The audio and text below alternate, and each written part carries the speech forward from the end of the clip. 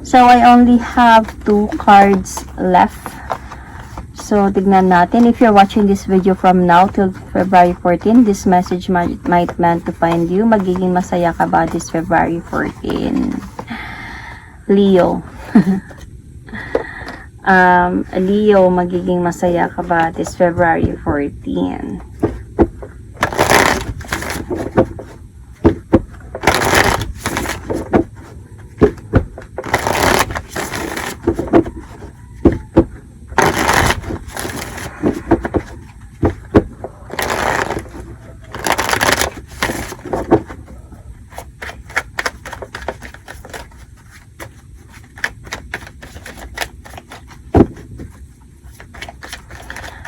Leo, magiging happy ka ba this February 14? Leo.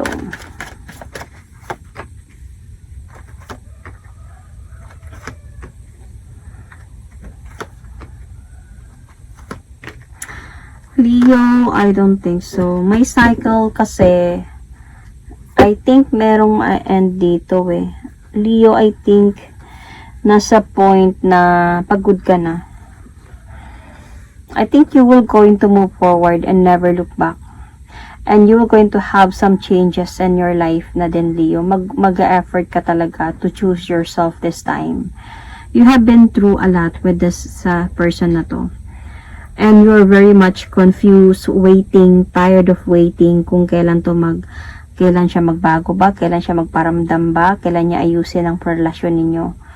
So, I think may mga idea ka na or you are gathering information, gathering truth, you are observing the situation or stalking or something about this person. So, parang hindi ka na inosente a bit siguro sa mga nangyayari.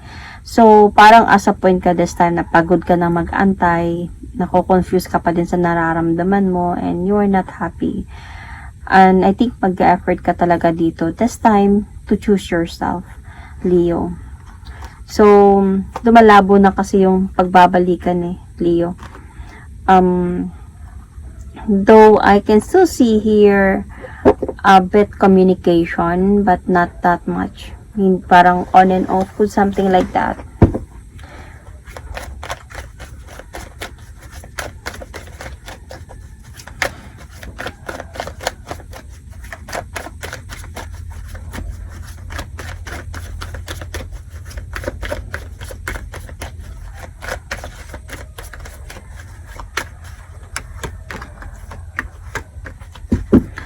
Okay. May tinago siya sa'yo, Leo. Secrets na I think may alam ka na about this. Siguro hindi mo alam pero sorry, Leo. Hindi mo alam na nung time na kayo pa ng person na to, hindi mo alam to. Pero nalaman mo ata to.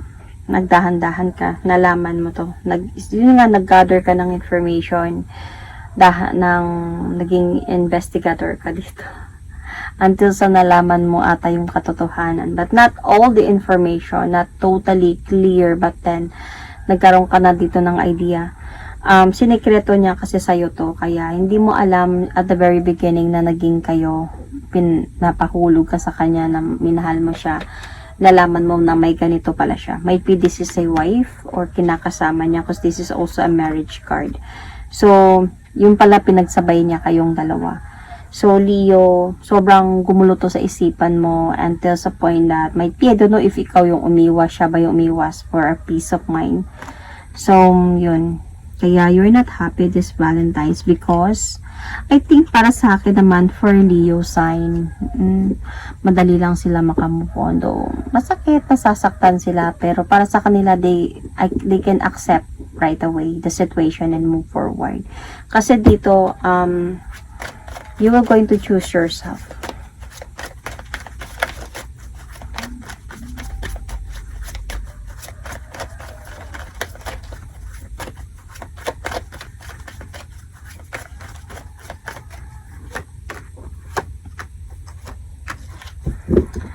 Leo, ang magiging outcome talaga nito is mas pipiliin mo yung sarili mo. This time, darating yung araw, magiging stable ka, magiging okay ka, makamove on ka.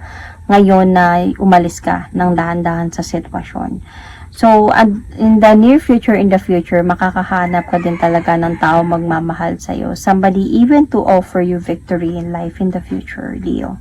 So, luck is not now, but then in the future, for sure, just move forward and never look back. Yun.